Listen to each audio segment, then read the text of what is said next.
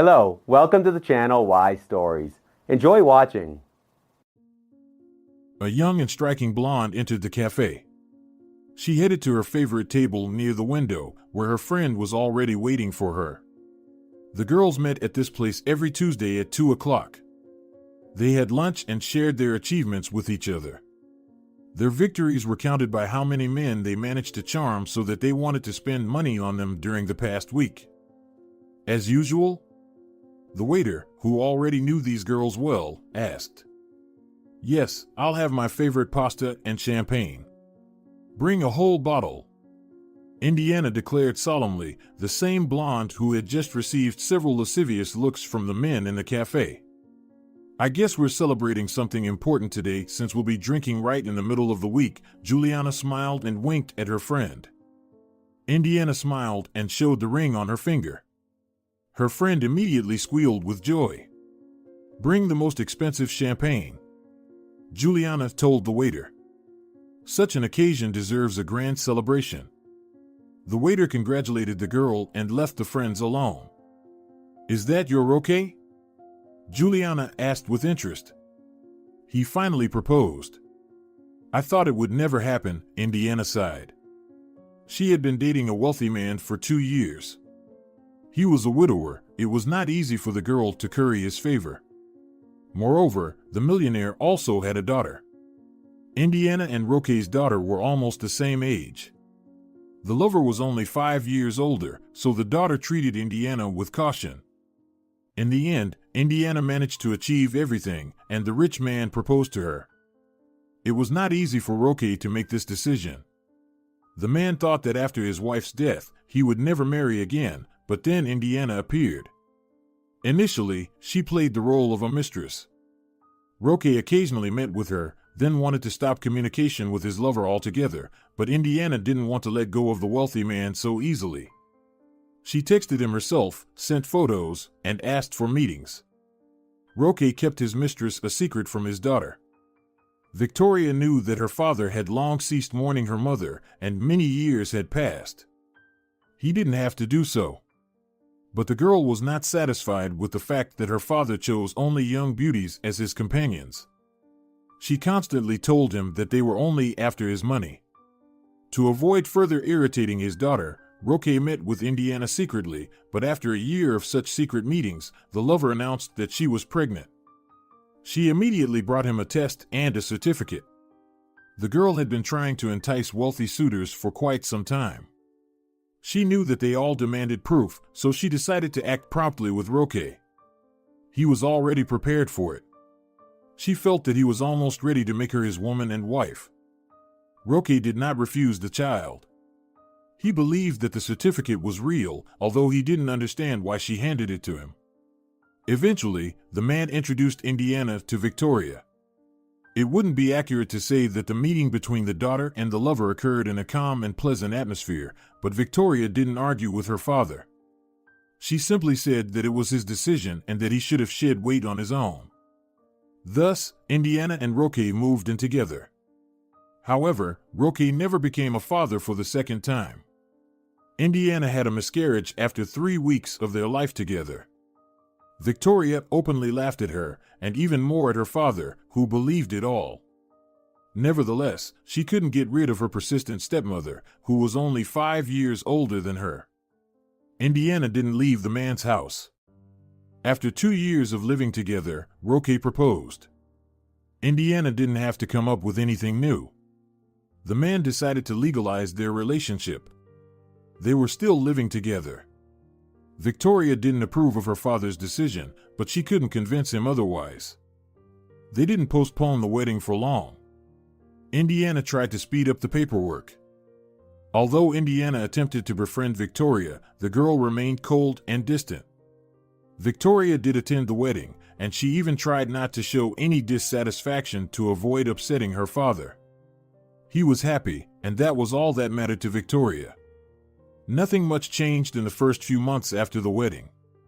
Indiana tried to befriend Victoria, but Victoria simply ignored her. "You got what you wanted, but I don't have to be friends with you," Victoria told her.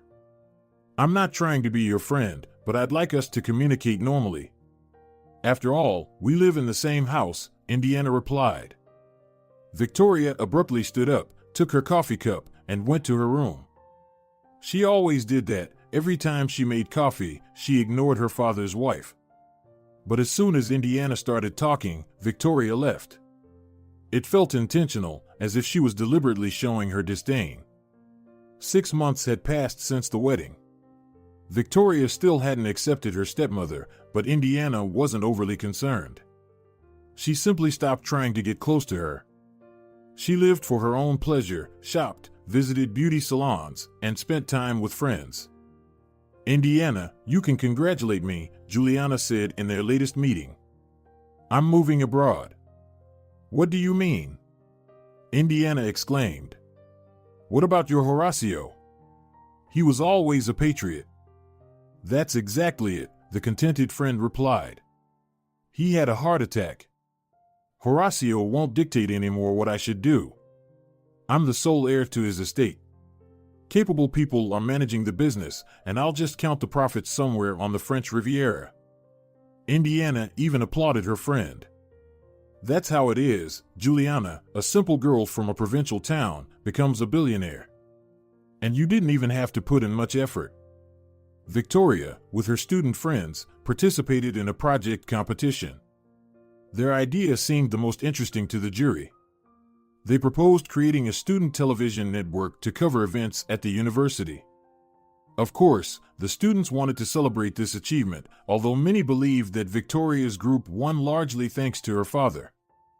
The girl returned home late at night in high spirits, but the next morning her condition was the opposite. Strangely, on the following day, she didn't feel any better. Victoria could only lie down. She had nausea and dizziness. Her whole body ached, and on the third day, it turned out she had a fever. Can a hangover be like this? Roque asked Indiana. The man was worried for his daughter. Victoria had never been seriously ill before. Of course not, his wife replied. I think it's alcohol poisoning. I've heard many stories of how low-quality alcohol literally killed people. Roque pondered. It didn't seem like fiction to him.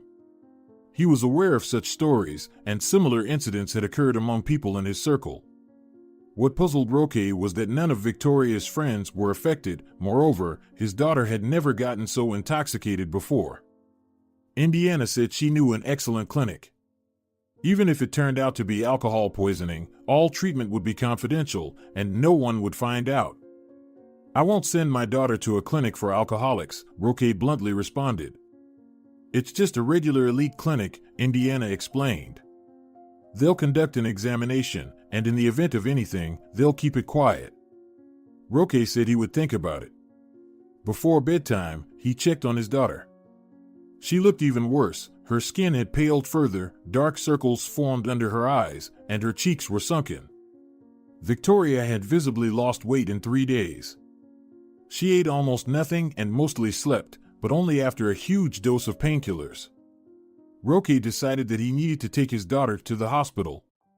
He asked Indiana to arrange things with the doctor, and she promised to help. Victoria didn't resist.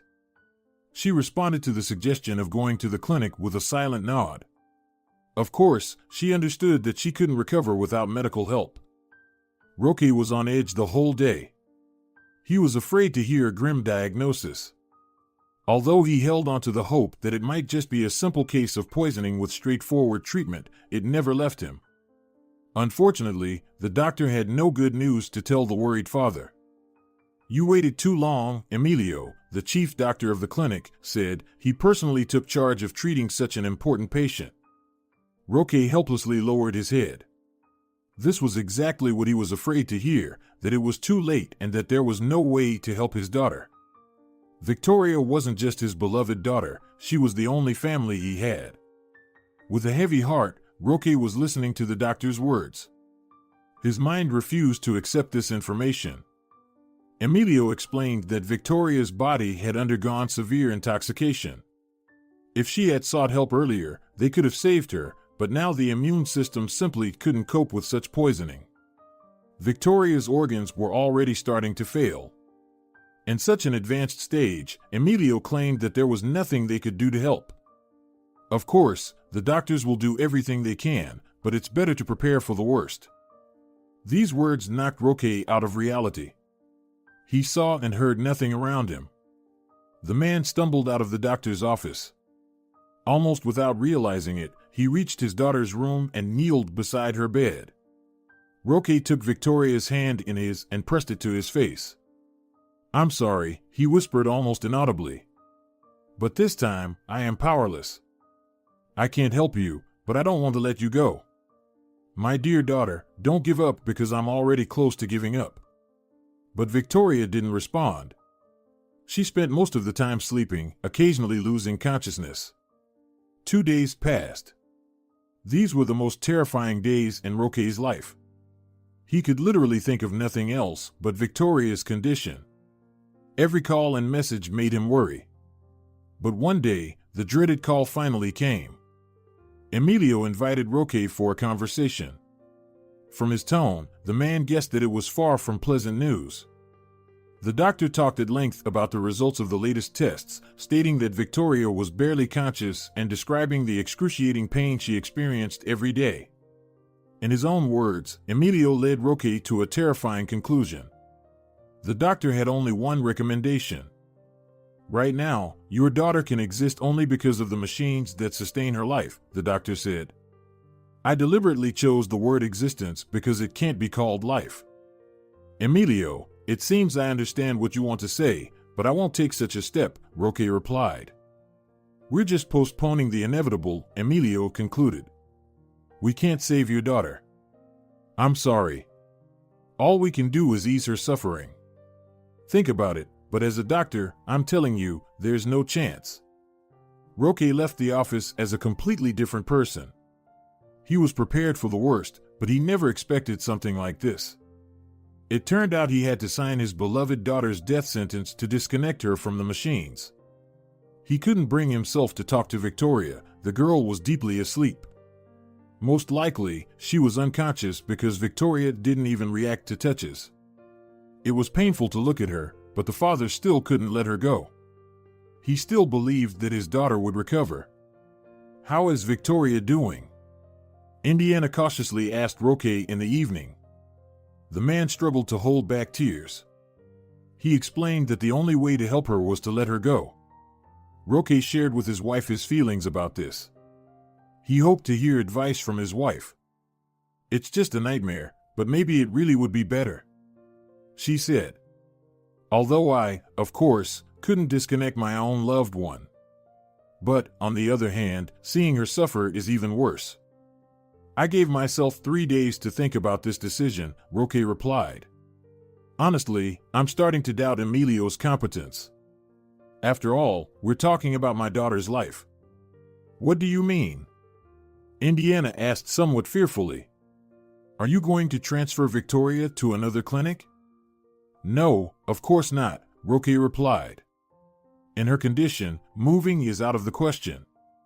I just showed her test results and some medical history to other specialists." Indiana noticeably became nervous. Perhaps she was worried about Victoria. Despite their relationship, they were not strangers to each other. "In short, all the doctors told me the same thing as Emilio," Roque sadly concluded. "There's no chance, and she's suffering. I'll probably agree. I want my daughter to be free. No pain will torment her for another second." Indiana embraced Roque. She pressed her whole body against him. The man trembled. He cried out of helplessness and out of pity. Even money doesn't solve everything in this world. Roque was ready to give away all his wealth and all his savings just for Victoria to recover, but unfortunately, fate had other plans. The father called Emilio and said he would come in the morning to sign the documents. The doctor sympathized with the unfortunate man, but said it was the only right decision. Through suffocating mental pain, against the pleas of Roque's heart, he signed the papers. Emilio hugged the crying father, saying he was doing a good deed. Victoria is only suffering. She even asked to end this torment herself. Roque had managed to talk to his daughter. Victoria really didn't want to drag out such a pathetic existence, but Roque asked to give him time to say goodbye to his daughter, just a few hours. Of course, Emilio didn't object.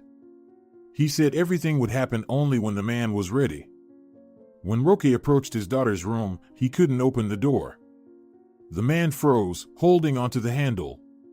He was wondering how to look into his daughter's eyes now and what to say. Although Victoria asked for release, Roque's conscience still wouldn't be silent. Claudia saw him. She was the cleaning lady's grandmother, a very kind woman. All the patients and staff at the clinic loved her. She was a real guardian of wisdom, and even doctors and millionaire clients liked to consult with her on life matters. "Is your Victoria really bad?" Claudia asked Roque, who was standing motionless by the door. "They will disconnect her from the machines today. I need to say something to her as a farewell, but I don't know what words to choose. What do people think about before they die?" The man indeed looked puzzled. He looked at the old woman as his last hope, as if she had to reveal some secret to him. Claudia pondered. She was always ready to help with advice, but this situation was atypical. There was no universal answer. "I remember when my mom was leaving, she regretted that she hadn't seen the world," Claudia began to speak. "She spent her whole life in the village, saw nothing but her native country, and was glad that around her were loved ones and familiar walls. Your daughter is young. How many impressions has she had in her life?" "Victoria has traveled a lot, but there's one place I haven't had a chance to take her to," Roque said sadly. The man's parents, despite being well off, were not born in the capital. Roque's mother came from a remote village. When little Roque turned 7, he met his grandmother for the first time. He remembered for life the beautiful nature, forests, and lakes. Later, he returned there more than once, but only during difficult periods of his life. When Roque felt really bad, he would pack a small backpack and head to his grandmother's house. There, in silence, he could reassess his actions and find unexpected solutions to problems. The last time Roque went on such a pilgrimage was when his first wife, Victoria's mother, passed away. "Do you want your daughter to leave in a stuffy room within 4 walls or in the midst of quiet nature?" Claudia asked. "Modern youth already live in these concrete jungles, and they don't even hear about the village." "You know, I agree with you," Roque said unexpectedly. He even brightened up a bit. "I would also prefer to go in the arms of a loved one to some quiet and secluded place." Claudia smiled, but her eyes remained sad. Roque even hugged the old woman and thanked her. The man felt a little calmer.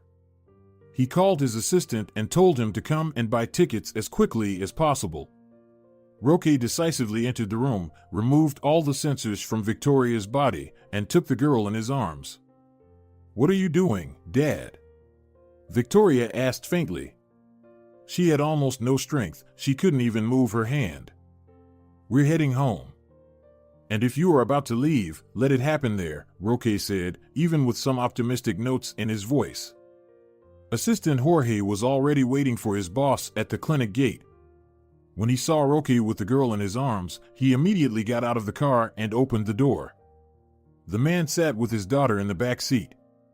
Victoria lay on his lap. She didn't even have the strength to sit. "What about the tickets?" Roque asked Jorge. "The nearest flight is only on the weekend, but judging by your tone, I understood that you urgently need it. So, I found a private helicopter for you. One of your acquaintances agreed to lend you his for the flight. It's Malibio, and I've already settled with him." "Jorge, I don't pay you in vain," Roque said. He was pleased with the young man's work. "Then, let's go straight there without stopping at home." Within a few hours, Roque was carrying his daughter out of the plane. Now they had a journey to the village ahead. The man's heart was pounding. He hadn't been at these heights for so long. Even the air here was different. He managed to tell Indiana that he had left for an indefinite period and that he wanted to say goodbye to his daughter like a human being. The girl was extremely unhappy with such a move from her beloved. "Have you gone crazy?"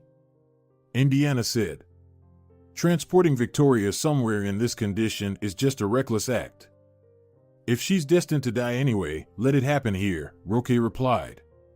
At least she'll see nature one last time and not spend her final moments staring at a white ceiling and a bright lamp. The grandmother's house had tilted a bit over time, but it added a unique authenticity and an atmospheric touch. Inside, everything remained just as it was during Aurelia's grandmother's time. Neither he nor his mother intentionally changed anything, wanting to step into their childhood when they visited. The grandmother used to keep cows and chickens. Milk jugs were still standing on the shelves. Being here, Roque felt like a 7-year-old boy again, just starting his life's journey. It was warm and cozy in his heart, yet also melancholic. Nostalgia for his grandparents and parents gripped him. Now, this place would be associated with where his daughter took her last breath.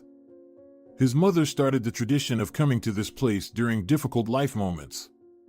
She, too, returned to her homeland only during the most dreadful emotional states: her husband's death, business problems, and her son's wedding.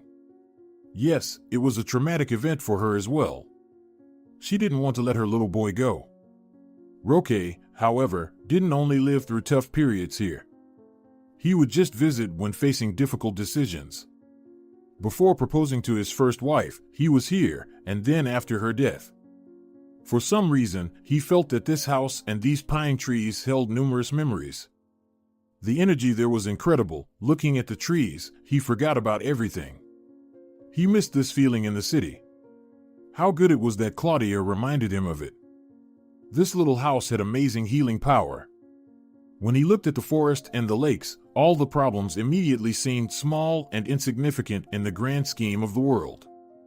Now Roque was sitting on the porch, gazing at the sky.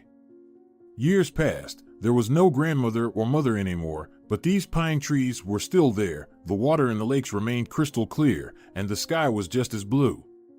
Only people changed, and the landscape remained the same. Victoria couldn't yet appreciate the beauty of nature and savor the atmosphere. The journey had exhausted her. She already had limited life resources. Roque laid his daughter on a down blanket and took care of preparing dinner. He knew that in the village, you could find anything if you knew where to look. The man went to his neighbors to get meat and vegetables. The village was remote, almost forgotten by people. Some indigenous residents still stayed here. Not everyone sought the city. The youth, of course, left, leaving parental homes, but the elderly held onto their roots until the end. The grandmother's house was closest to the forest. It took about 5 minutes, not in a hurry, to reach the first neighboring house. Roque was fortunate. He immediately saw someone in the yard of the first house. It was a young man, which surprised Roque. He didn't expect to encounter his daughter's peer in the village. The young man introduced himself as Zenobio, explaining that he had lived here since birth. His parents passed away, and he got the house. To move to the city, he needed money he didn't have, and no one wanted to buy a house in a remote village. So he lived here, the only representative of the youth. "But I'm not complaining," Zenobio said. "Everything suits me. I help the local veterinarian. He's getting really old. I plan to replace him in the future. Here, there's nature and food. I like it. I have a feeling that there won't be anyone to treat you here in a few years. The last old people will live out their days, and all the livestock will be gone," Roque replied. "You're right," Zenobio said sadly. "There are only about 20 old people left here. In 15 years, I think I'll be the only one left, going completely wild." "Well, you can't live like this," Roque said. "Come on, gather your strength, save some money, and go to the city. There's no reason for someone like you to waste your time in the wilderness." Roque liked this guy. It was evident that he was a kind and compassionate person.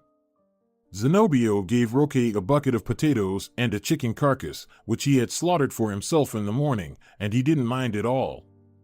He even refused payment, explaining that he lived alone and had a bountiful harvest. Onions and carrots wouldn't surprise anyone in the village. Everyone had gardens. Still, Roque gave him money. "Maybe you can help me figure all this out?" Roque asked, examining the groceries.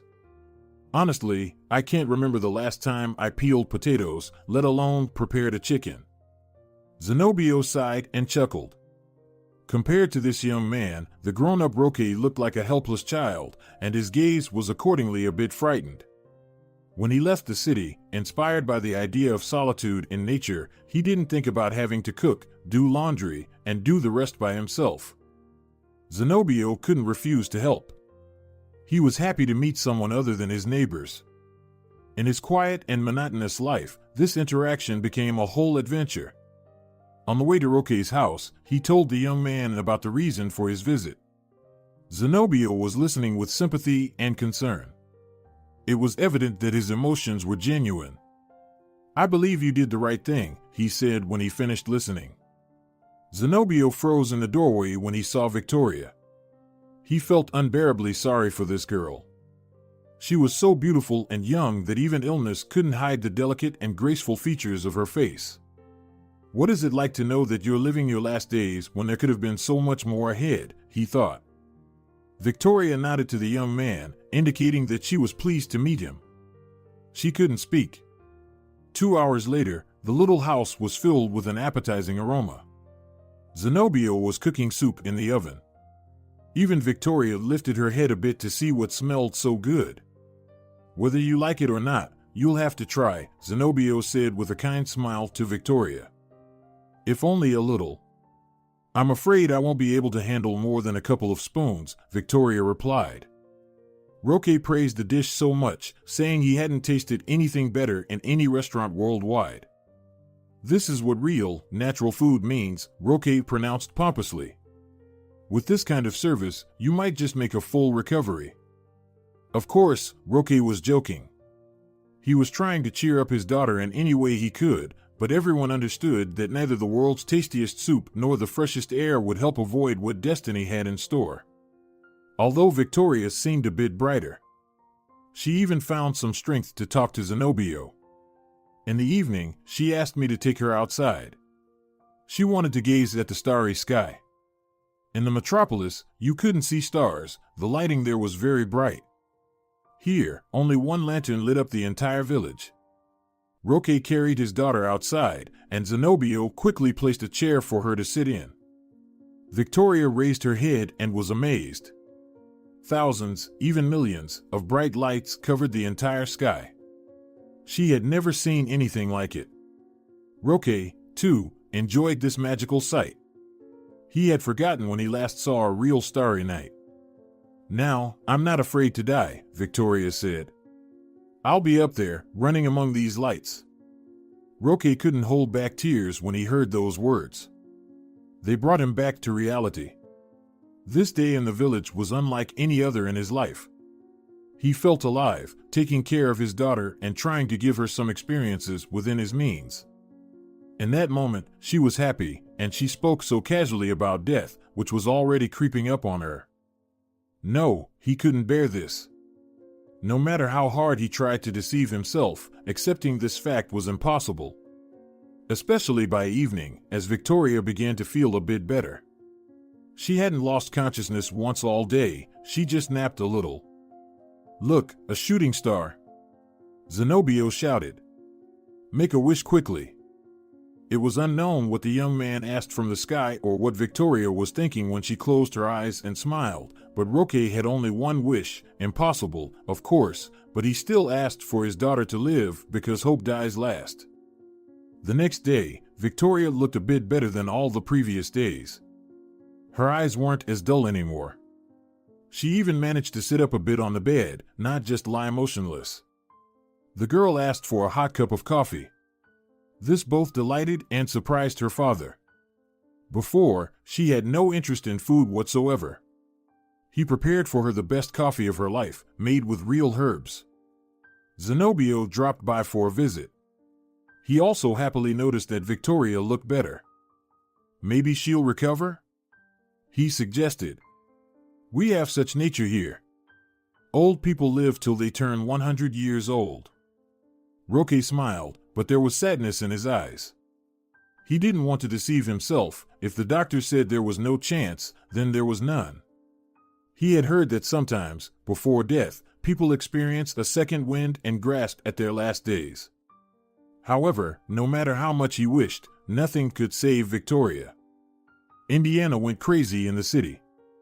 Roque turned off his phone, and she couldn't even find out how things were with their daughter.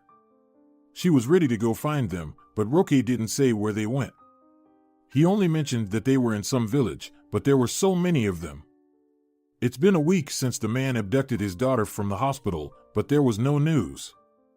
Finally, Roque called his wife himself. His voice trembled, and it was hard for him to speak. At first, he remained silent for a long time, just breathing into the receiver. "Victoria is not here anymore," Roque uttered. "I'll come tomorrow, on the same day. We'll have the funeral. I've already arranged everything." Indiana immediately began expressing condolences, trying to find words to support her husband, but he didn't need it. Roque didn't listen to her, he simply hung up. "You pity her, don't lie," Roque exclaimed contemptuously, looking at the phone.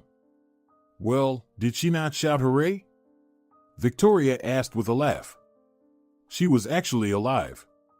After the conversation with Indiana, Roque called his security chief, who was monitoring the house. He asked to find out what the girl would do when she heard the news of her stepdaughter's death. The man told him that she had just left somewhere, but her mood was cheerful, nothing like grief. "Please, keep an eye on where she went. If she meets someone, let me know," Roque requested.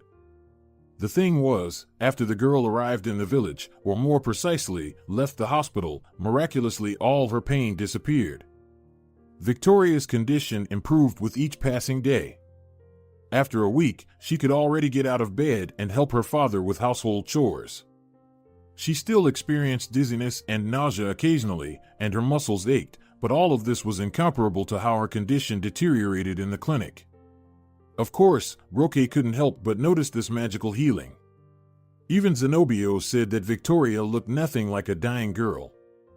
The pieces of the puzzle started to come together for Roque. Indiana advised him to go to a specific clinic. It was advantageous for his wife to get rid of the sole heir. To finally make sure that they did something to his daughter, Roque found a doctor in the nearby city. The city was a district center, so finding a private clinic there was not a problem. Roque left Zenobio to watch over his daughter and went to the doctor himself. He had to pay a decent sum to the doctor for him to agree to come to the village and take Victoria's blood for analysis. The next day, the doctor came to Roque's house and reported that there was a poisonous substance in the girl's blood, unrelated to alcohol. It was a common poison that had gradually accumulated in her body. Now it had stopped entering her bloodstream, so Victoria's condition had improved. The doctor set up a drip to cleanse her blood and left. "Dad, your beloved did this," Victoria said. "I'm telling you for sure. She came to me that day when I returned from the party, gave me some drinks, and said it would help me in the morning. But why didn't you tell me about this earlier?" Roque wondered. Victoria replied that she simply couldn't have thought that someone would decide to poison her, so she didn't pay much attention to the incident. But now there was no doubt that she had received her first dose of poison at that very moment. The security guard reported on Indiana's movements around the city. First, she visited the clinic where Victoria was treated, then met with a friend. Judging by her mood and behavior, it seemed like she was celebrating something. The news of Victoria's death did not fit into this scenario at all. "Is it true?" the guard asked. "Is Victoria dead?" "No, but it's a secret," Roque replied. "Don't tell anyone. Now you must continue monitoring her or assign someone to do so, but make sure she doesn't notice. If anything strange happens, inform me immediately." Roque didn't lie to Indiana about his daughter's death for no reason. He wanted to see what she would do next. However, he had to stage a whole performance for her. The man actually organized a funeral for his daughter. Victoria suggested this idea herself. Initially resistant, Roque claimed that they should keep it within a close circle. They invited only a couple of their closest friends, but told them in advance that the girl was alive, and it was all just a setup for one person. Victoria was lying in the coffin. They lowered it into the ground, but didn't bury. At that moment, Roque said he didn't want to witness it and led his wife away. It was then that Victoria emerged from the grave and left with Zenobio to the apartment Roque had rented for them. The girl later had to explain to her friends the purpose of this performance. She asked everyone not to reveal the secret about Victoria before the right time came. Seeing your own flesh and blood in the coffin must be very painful, Indiana remarked. The woman was playing her role perfectly. She cried, spoke words of support, and even delivered a poignant farewell speech at the cemetery. Victoria barely restrained herself from getting up and swapping places with this hypocrite. Roque couldn't bear to listen to her words either. How well Indiana knew how to lie. It took him so long to recognize the cunning fraudster. If Roque had any doubts about his revenge plan before, now he was sure that he wouldn't back down. He needed to teach Indiana a lesson. The young man went with them to the city. Victoria persuaded him. The girl enjoyed talking to the simple village guy. He was different from any of her acquaintances and friends.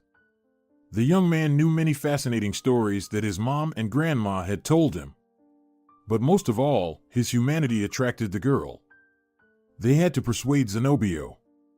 He didn't want to leave his homeland, but Roque said that the young man could always return to the village if he didn't like city life.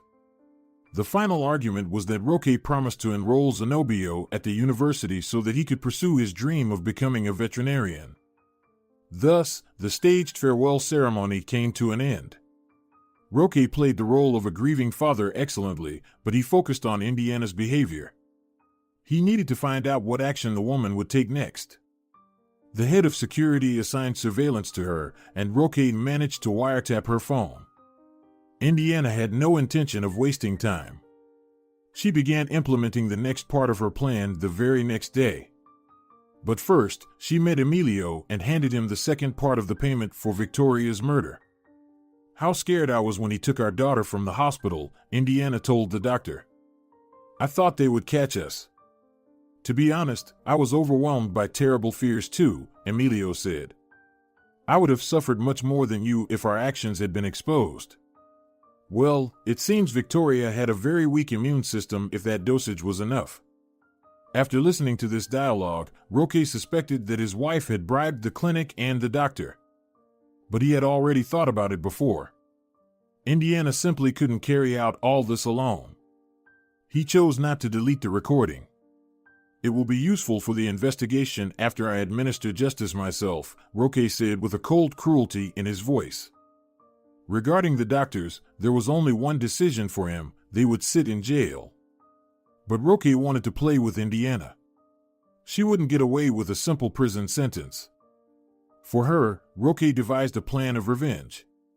This revelation came after he learned that she wanted to poison him next. Yes, Indiana wanted to get rid of the heiress. That was the reason why she poisoned Victoria. After that, she was planning to deal with Roque to acquire all his property. That was the girl's rather straightforward plan for enrichment.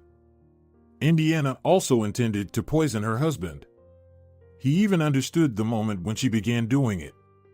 When he found out that he was a potential victim of a cunning fraudster, he placed cameras around the house. Every time Indiana went somewhere, he observed her actions on his phone.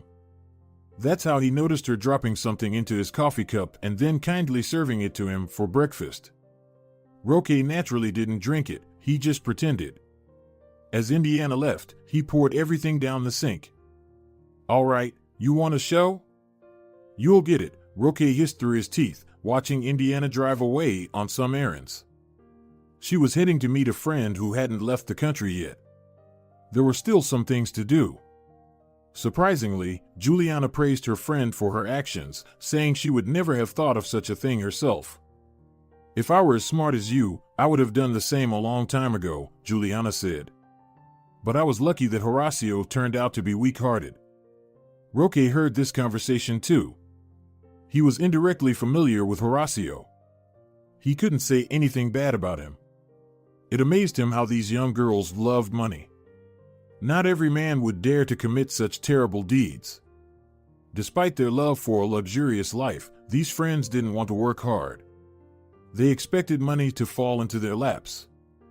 Among his acquaintances, Roque hadn't noticed such thinking. The next morning, Indiana did the same. Roque was still in bed. Apparently, she wanted to bring him breakfast in bed. When she entered, he pretended to feel very unwell, complaining of a headache. "It's not surprising, you went through such stress," Indiana smiled at him.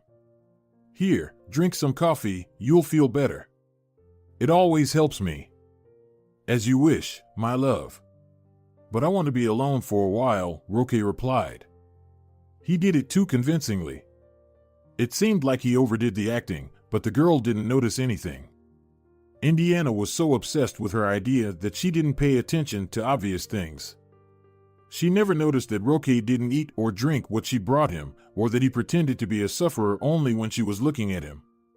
Indiana was so engrossed in her idea that she didn't want to see anything else.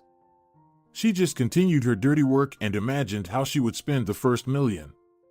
Roque started his game. Indiana continued to poison him, adding poison to his food or drinks. The man didn't eat anything she cooked. He claimed to feel worse and worse. His wife suggested that he go to the same clinic where his daughter had been. Her naivety surprised Roque. Couldn't they come up with something new? It was just not interesting. "Do you think they can help me if they didn't save Victoria?" Roque skeptically asked. "With Victoria, we simply took too long." "You can't risk it," Indiana persuaded him. "The sooner you see a doctor, the better your chances of surviving." Roque was amazed that Indiana really thought he was such a fool, but he willingly played along. He wanted to finish this business as quickly as possible. It was time for the next step. "You're right, we shouldn't delay," he said. "But I won't die in a hospital bed. Let the doctor come to me. Besides, I have another matter to attend to." At that moment, Roque called his assistant, Jorge, and asked if the notary had arrived. The guy replied that he had been waiting in the living room for a long time. "Why do you need a notary?" Indiana asked. Her eyes sparkled. Clearly, the conversation was about the will. She knew that there was no one but her in Roque's life. "I want to formalize my inheritance. More precisely, it's already prepared. We just need to verify something and sign," Roque replied. Indiana asked to stay, if possible. She had no idea that this was even necessary. Roque wanted to see her face when she heard who he had made the heir to his wealth. The notary entered. He was a very serious young man. He greeted everyone, sat next to the patient's bed, and began reading the text of the will. With each word spoken by the notary, Indiana's face contorted more and more. It expressed not just surprise but shock and aggression. "Who is Zenobio Pena?" Indiana asked slowly when he finished reading the text. "Who is he?"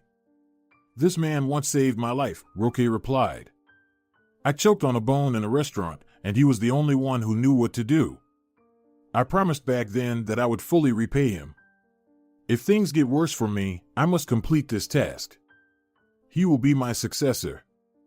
Roque spoke in an extremely serious tone, although it was difficult for him not to smile while watching his wife's emotions. The excessive seriousness of the notary, who was just an ordinary actor, added a touch of grandeur to the whole situation. Indiana was simply lost. She wanted to have a tantrum and make a scene, but that would expose her guilt, so she restrained herself. "So, you're leaving me with nothing, and Zenobio will live in our house, managing your business? What about me?" Indiana asked, struggling to keep herself composed. "You can stay with him," Roque replied carelessly. "Zenobio is a great guy. He's a little younger than you. You two will get along." Indiana got angry and left the room. Roque immediately burst into laughter, and the notary supported him. He didn't know all the nuances, but he roughly understood the purpose of this prank. "And now, my dear, the most interesting part begins," Roque said with an unusual cruelty in his voice. It was unclear what Indiana was planning to do next. She continued to add poison to Roque, just as before. "Emilio, contrary to Roque's expectations, did come to conduct an examination, although Roque thought a smarter doctor would be more appropriate. At first, Emilio was visibly nervous, but then he pulled himself together. "I need to take some blood for analysis," he said. "You won't," Roque replied. "I won't allow you to examine me. You didn't save my little girl, so I don't trust you. I agreed to your visit only for the sake of my wife. If you tell me that maintaining my life is pointless, I will agree with you and sign any document. Just leave me alone." Emilio obediently left the room. Roque immediately turned on his phone to listen to what the doctor would talk about with his wife. Emilio said that this time everything would be even easier than before. According to him, Roque was in an extremely depressed state due to the loss of his daughter, so he wouldn't understand or notice anything. Indiana rejoiced. Only one problem remained: the unexpected heir. "Try to find out who he is and where he lives," Emilio ordered. "If needed, we can deal with him too. I have enough substances for everyone." "I will find him," Indiana replied. "You can be sure of that. No one will take my money away." Roque laughed at his wife's words. How quickly she considered his fortune hers. Indiana's determination, combined with his audacity, amazed him. Nothing would stop this lady in pursuit of her goal. She should have started a business instead of maiming people. Well, Roque had prepared something for her, a payback worthy of a person like Indiana. Since he pretended to be sick, Indiana began sleeping in a separate room. She went to bed quite early, and one day she woke up to a strange sound right next to her ear. She opened her eyes, and a piercing scream echoed throughout the house. Yet, no one paid attention because everyone already knew what had happened. Indiana opened her eyes, and Victoria was standing right in front of her. The girl was convinced that her husband's daughter was dead. She personally saw her in the coffin. Victoria deliberately applied scary makeup to look terrifying, dressed in all white, which was invisible in the darkness but created the desired effect. "Go away, go away," Indiana kept repeating. She crossed herself several times and tried to remember any prayer, but nothing came to her mind. Victoria slowly approached Indiana and leaned over her. "What? Was it all in vain?" Victoria whispered in a creepy voice. "Why did you bury me alive?" Indiana turned pale with fear. She was on the verge of losing consciousness. Victoria slowly lifted her head and then began to move backward towards the door. She didn't turn her back, she simply retreated, never taking her eyes off Indiana. As soon as Victoria closed the door, Indiana jumped off the bed and swung open the door, but there was no one behind it. Victoria had managed to quickly escape around the corner and hide. She had to cover her mouth to stifle her laughter. The next morning, Indiana looked terrible. Roque asked what happened, but she remained silent. Now, every night, Victoria would visit her stepmother, and every morning Roque struggled to suppress a smile, observing Indiana going mad. "Maybe we should see a psychiatrist?" Roque suggested. "Hallucinations are not a joke. I'll take you to a private clinic, and no one will know." Indiana was so frightened that she didn't even notice Roque using the same words she said when persuading him to send Victoria to the hospital. She silently nodded because she had indeed become afraid for her own well-being. Of course, Thai bribed everyone at the hospital.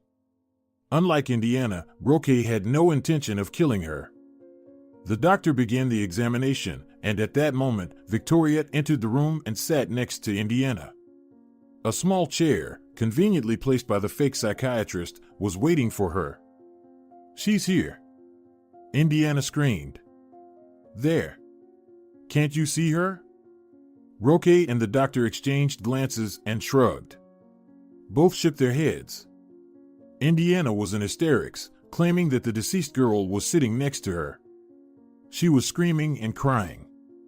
The doctor recommended that Indiana stay in the hospital for a few days, and she immediately agreed. For some reason, she thought that the ghost wouldn't enter her hospital room. The attendants escorted her. As soon as she left, loud laughter echoed from the doctor's office. We don't wish her any harm, just a little scare, Victoria said. Don't worry, the doctor replied. We'll give her injections full of vitamins, and then we'll let her go. You won't come to her at night anymore, will you?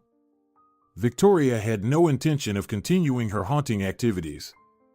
With Indiana safely confined to the psychiatric hospital, Roque could now proceed to file charges, initiate divorce proceedings, and deal with everyone involved in poisoning his daughter. Victoria returned home, inviting Zenobio to live with them. Zenobio began preparing for his university exams and genuinely enjoyed life in the city. Indiana spent a week in the hospital, and then the time for her discharge had come. Roque had prepared all the divorce documents and was ready for a serious conversation. However, the doctor met him in the lobby and invited him into his office. I have some not-so-good news, depending on how you look at it, the doctor said. Your daughter didn't come to the hospital, did she? Roque shook his head negatively. Indiana was no longer troubling Victoria. They had achieved what they wanted. The original plan was to put Indiana in prison, but the doctor explained that Indiana continued to see Victoria. She constantly begged for forgiveness, but her stepdaughter insisted. You did it all for nothing. This information terrified Roque. They didn't intend to drive Indiana insane. It was supposed to be a lesson for her. It seems we are no better than her, Roque said. The doctor disagreed, saying that, after analyzing Indiana's stories and visions, he concluded that she didn't regret her actions. What drove her crazy was not the fact that she had killed a young girl, but that she wouldn't inherit anything. Indiana confessed that she had planned to poison Roque next and settle scores with the unknown Zenobio. Therefore, the doctor decided to temporarily keep Indiana in their care and later transfer her to a state hospital if Roque didn't intend to pay for her upkeep. Naturally, Roque had no plans to treat the failed murderer. Indiana spent another week in the private clinic before transferring to another hospital. As far as Roque knew, she never managed to overcome her obsession, constantly muttering, "It was all for nothing." She didn't see any ghosts anymore, but this phrase had firmly entrenched itself in her mind. I think she deserves it, Zenobio said, now living in Roque's house. Just like the doctor. Emilio was arrested during his regular workday, right in front of the entire clinic. He had no idea that the police planned to arrest him long time ago.